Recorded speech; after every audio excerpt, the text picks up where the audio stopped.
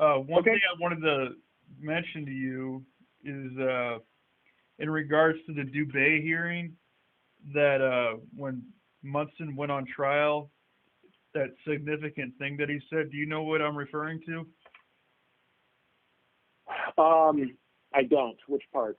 Where, and this is significant just for the story at large, that Munson, and I'll try to quote it the best I can. He said, I remember asking Mr. Thomas to fill out this agreement, the agreement being, you saying that you are part of a confidential informant. I asked Mr. Thomas to fill out, confidential informant. I asked Mr. Thomas to fill it out, and then I may have not gone anywhere with it. In other words, saying that, the documentation that says you were ever a confidential informant was never filed by Munson, and it was admitted by Munson on a trial. Correct.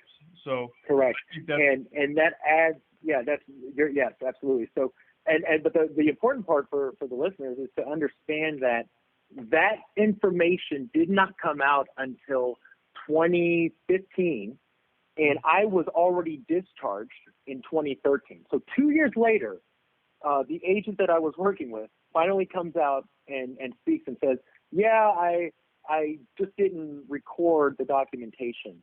And that was later reiterated by the DOD IG in 2016 in their report that said OSI as an organization at the academy had several areas in which they failed to document appropriately, right? But it was used and still is today. That is still used against me because Air Force leadership says, oh, well, there's no documentation.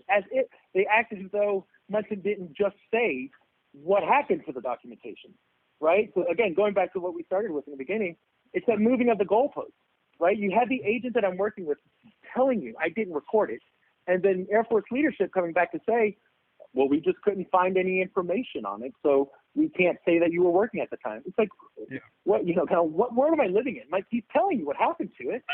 What are you talking about? Well, I think that's sort of a good place to end on for right now, is just the idea of how, the institution at large was, changing the rules of the game in the middle of the game, like we were saying before, I think a few days ago, like you're playing a football game and there's a flag on the field, and instead of everybody stopping and saying like, oh, there's a flag on the field, the other team gets to pick up the ball and run down for a touchdown, and then exactly. So exactly.